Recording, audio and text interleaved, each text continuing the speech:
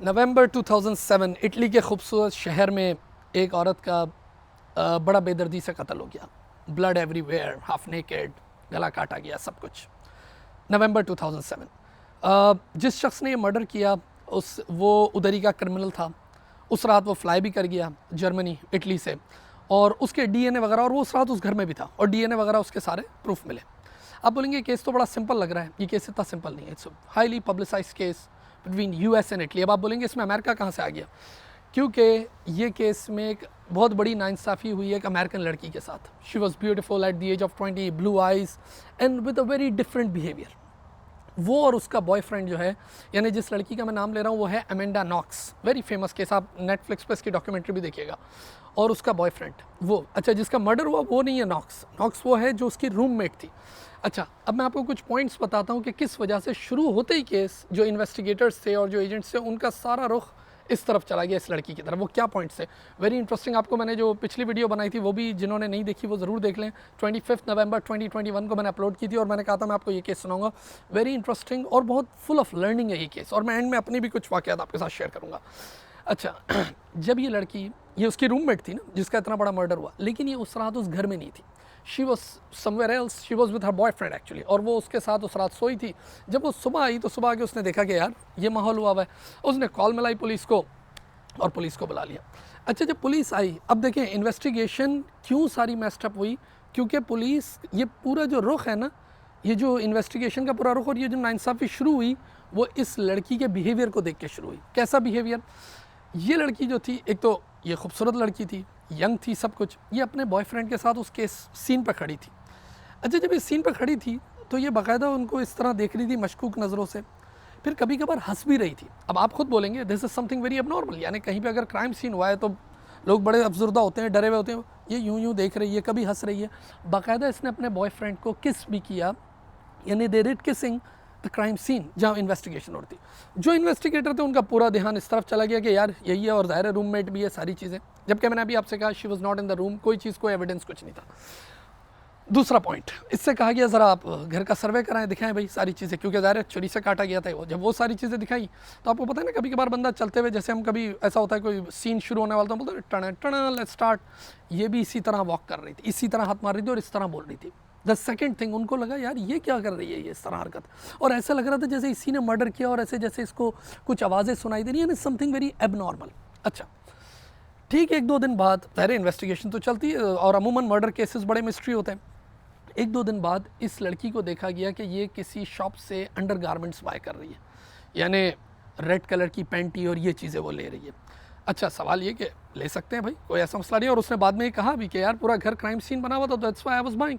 लेकिन इन्वेस्टिगेशन में ये पॉइंट भी ऐड हो गया कि देखो यार ये तो फ़न कर रही है और रोज़ ये इन्जॉय हो रहा है, और यहाँ पर मर्डर हुआ है इसके घर में, सही है। बाकायदा शुरू से ही ये केस इस तरफ चला गया और इसको अरेस्ट कर लिया। उस लड़के को जो शरीफ था, जो उसका बॉयफ्रेंड था, एक हफ्ता 2 हफ्ते पहले ही वो बॉयफ्रेंड बना था, वो भी इस केस में रगड़ा गया। ये बाकायदा 8 साल तक केस चला था, मैं आपको पूरी डिटेल बताता हूँ उसमें। और वो जो क्रिमिनल था वो भी इस केस में आ गया, ज़ाहिर है वो तो था ही क्रिमिनल। अब इस लड़की की हरकतें ऐसी थी कि बाकायदा जेल में ये कार्ट व्हील कर रही होती थी, कभी योगा कर रही होती थी, ये सारी चीज़ें। अच्छा, जिस लड़की का मर्डर हुआ है, आपको पता है जब किसी का खुदा न खास्ता मर्डर हो जाए या कोई ऐसी चीज़ हो जाए तो उसके जो फ्रेंड सर्कल, फैमिली वगैरह, they always hug each other, रो रहे होते हैं, उनकी आवाज़ें थोड़ी खामोश हो जाती हैं, थोड़ा एक दूसरे को सिंपैथी कर रहे होते हैं, वो सारी चीज़ें। ये क्या कर रही थी, इसका बिहेवियर ऐसा था कि ये बड़ी नॉर्मल, इससे बाकायदा जेल में जो दोस्त वगैरह ही मिलने आए तो ये उनको भी वो हक करें, ये हक ना करें, ये सिंपल यूँ देखती रहे कभी, और अपने बॉयफ्रेंड को फिर किसिंग कर रही है, उसके साथ हंस रही है, सारी चीज़ें। तो जो जिस लड़की का मर्डर हुआ था उसकी दोस्तों को भी इस पर ही शक था कि यार यही है, यानी ये सारे ऐसे पॉइंट्स बन रहे थे जिसकी वजह से इसको 4 साल जेल में रहना पड़ा। उसके बाद बाकायदा फिर केसेस चलते रहे, अपील होती रही। फाइनली 8 साल बाद, यानी it was 2007 and then I think 2015 या 16, इसमें बाकायदा इसको सुप्रीम कोर्ट ने बरी किया। अच्छा, मसला क्या था? मसला ये था कि ये लड़की बचपन से ही ऐसी थी, यानी अगर इसके फ्रेंड से पूछा जाता कि ये हाई स्कूल में क्या करती थी यूएस में, तो बोला ये कभी कभार स्ट्रीट्स पे एलिफेंट की तरह चलती भी थी, ये गाने भी इस तरह गाती थी, ये हरकतें ही इसकी ज़रा एबनॉर्मल सी थी, लेकिन she was not a murderer. एक मिडिल क्लास लड़की थी, इसका इन सब चीज़ों से ताल्लुक भी नहीं था, and she was in a different culture, ज़ाहिर एक कल्चर से दूसरे कल्चर में थी, और उसकी खुद अपनी पर्सनैलिटी भी ऐसी थी।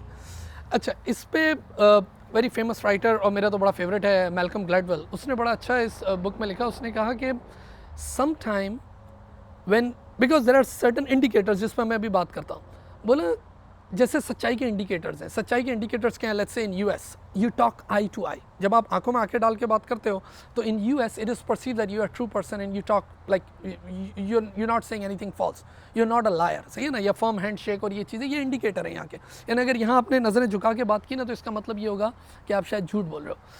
मैल्कम ग्लैडवेल ने बड़ी अच्छी बात लिखी। उसने कहा कि जब कोई शख्स हाथ इस तरह मिला रहा हो और आपके साथ टॉक आई टू आई सारी चीज़ें हो रही हों, और अगर वो सच्चा है तो बात ठीक है, because the indicators are showing that he और शी इज़ ऑनेस्ट।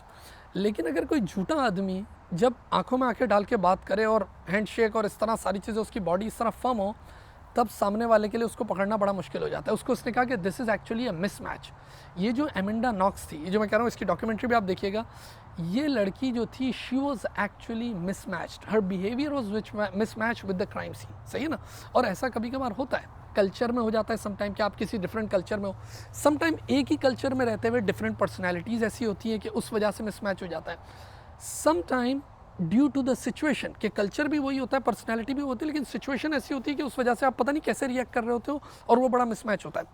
मिसाल के तौर पे बर्नी मैडॉफ, मैंने लास्ट वीडियो में भी कहा था कि तारीख का सबसे बड़ा फ्रॉड किया, लेकिन जब उसका इंटरव्यू करने जाते थे तो वही कहते थे कि यार इससे ज़्यादा तो ऑनेस्ट आदमी हमें कोई नज़र ही नहीं आता। यानी लोगों ने 2001 में ही सोच लिया था कि he was a fraud, but no, कोई बोल नहीं सका 2008 7-8 तक इस तरह, जब तक वो रिवील ना हुआ। इसी तरह दूसरा उसने एग्जाम्पल उसकी दी है कि Adolf Hitler was a liar, was a bad man, लेकिन उसने कई ब्रिटिश पॉलिटिशियंस को बेवकूफ़ बना दिया। वो जाते थे, उससे मिलते थे, उनको लगता था ये सच बोल रहा है, कोई वॉर वगैरह कोई चीज़ नहीं होगी। इसका मतलब ये हुआ कि वो बैड थे but with a good body language, और ये गुड थी लेकिन with a bad body language. इसने बड़ी ज़बरदस्त बात अपनी डॉक्यूमेंट्री में, यानी जब ये केस ख़त्म हुआ तो उसने ये बात की, बोला उसकी जो सारी फ्रेंड्स थी दे वर क्लेमिंग टू मी कि भाई ये this lady she is a criminal and she actually committed a crime.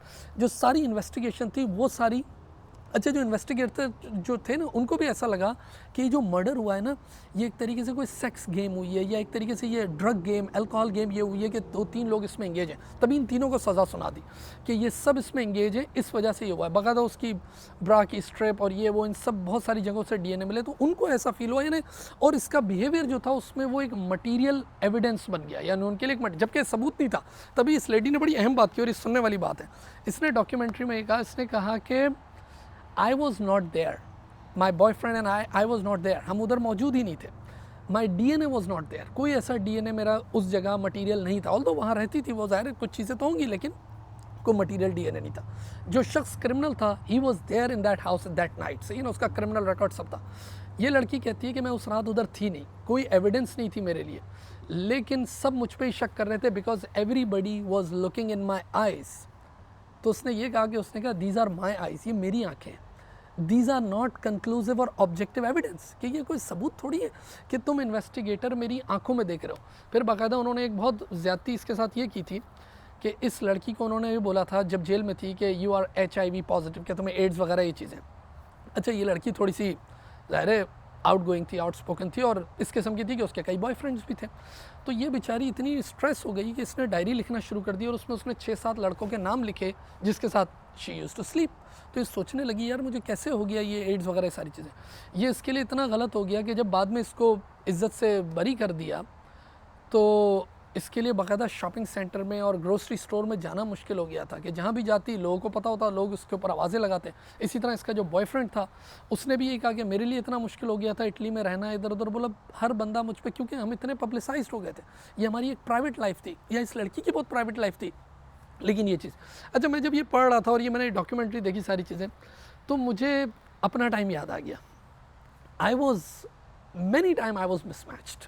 जब मैं एज ए टीचर अपने आप को देखता था, अच्छा मेरी पर्सनैलिटी बड़ी डिफरेंट थी। और मैं आपको 2-3 वाक़यात सुनाता हूँ बड़े क्विक, बहुत शॉर्ट करके। कई दफ़ा मेरे साथ ऐसा, एक तो पहली बात मैं यंग था बहुत, सही ना, if I am talking about like 10-15 years back, सही ना, मैं यंग था, मेरी फिज़िक ऐसी थी, मैं कलर्स ऐसे पहनता था, मैंने कभी बेल्ट नहीं पहनी, आज भी नहीं पहनी होगी, नो बेल्ट नहीं पहनता था, बाल मेरे ऐसे ही, आई डोंट केयर, सही है ना, these are my hair, once again वो जैसे उसने बोला दीज आर माई आइज़, ऐसे ही मैं कह रहा हूँ मेरे बाल। इतने लोगों के लिए मुश्किल होता था। मैं चप्पल पहन के चला जाता था, तो जब मैं बैठा होता था ना, कभी कभार लोग आते थे एडमिशन लेने। अच्छा, ये सारी बातें एक जगह हो गई, but I was a super star trainer, teacher, सब कुछ। यानी मैं उस किस्म के ट्रेनर में से कि जब मैं कई सारे CFOs बैठे होते थे ना, I was invited to speak. उस वक्त गवर्नर साहब थे, governor State Bank, not governor से, गवर्नर स्टेट बैंक। तो उन्होंने जब सबकी स्पीच सुनी और फिर अपनी स्पीच दी, तो उन्होंने अपनी स्पीच में बाकायदा मेरा नाम लिया, and I was called second time on the stage. यानी मैं आपको बता रहा हूँ कि मैं इस किस्म का, और मैंने कोई ये कई 100,000 इस तरह नहीं, मैंने बाकायदा physically, when I had no social media, when there was no social media actually, और उस टाइम में कई हज़ारों यानी हज़ार लाख लोग मैंने अपने सामने फिजिकली पढ़ा। यानी मैं कह रहा हूँ मैं इस किस्म का था, लेकिन आई वॉज मिसमैच्ड। क्या मिसमैच हो जाता था कि मैं कभी कभार एडमिन में बैठा होता था, लोग एडमिशन लेने आते तो मुझसे पूछते थे कि आप सुभान मिर्चा वाला को जानते हैं? मुझसे इतनी देर तक बात करते, तो मैं बोलता था हाँ मैं जानता हूँ उसको। अब उनको पता ही नहीं मैं हूँ। कई दफ़ा ऐसा होता था क्लास में एंटर होने के लिए, अब सारे बच्चे, अब मैं उनकी तरह 60% क्लास की तरह ही मैं लग रहा होता था, और बाकी कुछ मुझसे बड़े लग रहे होते थे। तो जब एंटर होने के लिए कभी कभार एंटर नहीं होने देते थे, मैं उनको बोलता था यार मैं ही तो हूँ, मुझे ही तो अंदर जाने दोगे, then we can start a class. ये सारी चीज़ होती। कई दफ़ा कार पार्किंग वो इशू हो जाता था कि कोई नए सिक्योरिटी के बंदे होते थे, या मैं कहीं ट्रेनिंग के लिए जा रहा होता था, अब मैं वहाँ जाए गाड़ी पार्क करूँ, बोलते नहीं सर आप यहाँ पार्क नहीं कर सकते, यहाँ तो टीचर्स की गाड़ियाँ पार्क होती। कई मैं कितने वाक़यात इससे सोच सकता हूँ कि इतनी चीज़ें ऐसी होती थी। मुझे याद है एक दफ़ा मैं एक प्रॉपर्टी बाय कर रहा था, सही है, डील चल रही थी, सारी चीज़ें, पुरानी बात कर रहा हूँ, 10 साल पुरानी बात। It was a big property, सब कुछ अच्छा था, मुझे भी पसंद आई सब। अच्छा, जो पार्टी थी वो पाकिस्तान में नहीं थी, वो आउट ऑफ कंट्री थी। तो वो जब अपनी वाइफ को लाया, उनके बड़े सेंटिमेंट थे उस घर से, वो तो खैर उन्होंने मुल्क छोड़ दिया था, इस वजह से वो प्रॉपर्टी बेच रहे थे। तो उसने बताया मेरे बच्चों का कमरा, ये वो सारी चीज़ें। तो मैं देख रहा था, मैं पहले भी 1-2 दफ़ा देख चुका था, लेकिन जब उसकी वाइफ ने देखा ना, देखो स्ट्रेंजर्स, उन्हीं उसको, उसने 1-2 मीटिंग्स में बाकायदा मुझे नॉन सीरियस लिया। उसको लगा, यानी देखो उसके दिमाग में क्या होगा जब उसको, अच्छा पहली दफ़ा जब उसने उसको बोला ना कि ये बाय करेगा, तो एकदम उसको तो ऐसा लगा, उसने कहा मैं इसको तो घर बेच ही नहीं सकती, तो बच्चा है ये कैसे बाय करेगा। उसको ये समझ ही नहीं आ रहा कि यार मैंने, वो समझी किसी सेठ का बेटा आया हुआ है, उसको पता नहीं कि मैंने खुद ही बाय करना है। या उसको लगता था कि यार ये मजाक कर रहा है, बाय नहीं कर सकता इतनी बड़ी प्रॉपर्टी, अभी ये इस यंग एज में ऐसे ही हो सकता है, हमारा टाइम वेस्ट कराओ। ये वो चीज़ें हैं कि जब हम लोगों से मिलते हैं मिसमैच हो जाते हैं। जैसे मैंने आपको अपनी मिसाल दी, कई दफ़ा बाकायदा हम लोग अपने कॉलेज में भी कभी कभी नया सिक्योरिटी गार्ड या नया पीएन वगैरह आता था ना, मुझे याद है, मैं बता रहा हूँ ना, ऐसे कई वाक़यात होते थे, और मैं बाहर निकल के उसको कहता था, 1-2 दफ़ा क्लासेस हुई, अंदर गया, बाहर निकल बोला कि बेटा ज़रा मार्कर ले आना या पानी ले आना, ऐसे बोल देता था जल्दी में, और अपनी क्लास में चला गया। तो मैंने देखा 1-2 दफ़ा वो सिक्योरिटी गार्ड बाकायदा मुझे देखता रहता था, क्या उसको 3 दिन बाद पता चला कि यही तो टीचर है, and he is actually the owner of the college. उसको पता ही नहीं चलता था, क्यों? क्योंकि मैं वंस अगेन मैं आपसे क्या कह रहा हूँ, हमने कुछ चीज़ों के साथ कनेक्ट कर दिया है। जैसे सच बोलने को मैंने बताया, या इफ़ समबडी इज़ नर्वस तो वो क्या है, या अगर कोई टीचर है तो वो सीने पे पैंट बांध के आएगा या सूट पहन के आएगा, या उसके हाथ में कोई ब्रीफ केस होगा और समथिंग लाइक दैट। वो इस तरह का टीचर नहीं हो सकता कि जिसने बाल ऐसे बिखरे हुए हों और ऐसे ही चलता हुआ आ रहा हो और उसकी पैंट थोड़ी नीचे गिरी हुई हो, ऑल्दो 5 स्टार टीचर है। अभी भी ऑनलाइन क्लास में मुझे कभी कभार स्टूडेंट कहते हैं कि sir when we give your number to someone else, और या हम लोग आपको रेफ़र करते हैं, and when they look at your WhatsApp picture, तो बोलते हैं यार ये तो राइडर है और इस तरह की इसने पिक्चर लगाई हुई है, कभी एक्सरसाइज कर रहा है, इस तरह की पिक्चर लगाई हुई है, क्या ही पढ़। वंस अगेन वही एमेंडा नॉक्स वाली बात, that's my WhatsApp picture, that's my picture, that's my life. If you want to जज my teaching, you take a demo class, you ask someone, you ask a demo lecture और something, ये आप करोगे।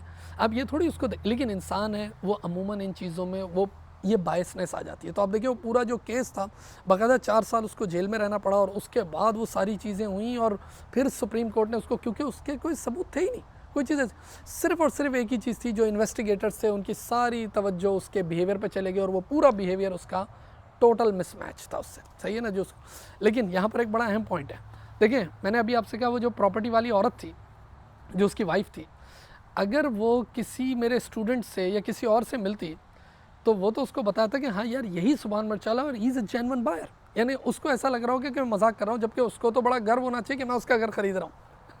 तो बात ये है, इसी तरह जब कोई मुझसे नया मिलेगा और बोलेगा यार ये टीचर है, ट्रेनर है, इस तरह ये कैसे पढ़ा सकता है, ये तो पढ़ा ही नहीं सकता। अच्छा मैं आपको मज़े की बात बताऊँ इसमें, जब मैं अपनी पुरानी पिक्चर्स देखता हूँ तो मैं खुद सोचता हूँ कि भाई यार इस शख्स से कौन पढ़ सकता है, ये तो इतना पतला दुबला लड़का है यार, ये इस तरह की इसने ड्रेसिंग की है, इससे मैं तो नहीं पढ़ सकता। ये मैं बोल रहा हूँ उस 5 स्टार टीचर के लिए। आप सोचें। अच्छा वीडियो मैं, और ये तो बहुत एक्सटेंड हो गई, लेकिन मैं यहीं पर रोकता हूँ, लेकिन अब नेक्स्ट वीडियो में I have very interesting case, और वो भी बहुत हाईली पब्लिसाइज केस था। और वो आपको वो सुन के बड़ा मज़ा भी आएगा, और बहुत फुल ऑफ लर्निंग है वो केस, कि किस तरह एक लेडी शिकागो से टेक्सास आई और किस तरह उसको पुलिस ने रोका, और क्या यानी इट्स फुल ऑफ लर्निंग। और उसमें भी आप देखिएगा कितनी चीज़ें मिसमैच हुई। अपना बहुत सारा ख्याल रखें, एंड और बाकायदा इस वीडियो को शेयर भी करें। और जब कभी भी आप ऐसी किसी मिसमैच सिचुएशन में हो, ट्राई टू एनालाइज इट, कि यार चीज़ों को आपने देखना है, सिर्फ ऐसे ही नहीं कि बिहेवियर को देखा और आगे आपने जस्ट कंक्लूड कर दिया और आगे बढ़ गया। अपना बहुत सारा ख्याल रखें। Have a great day now, thank you.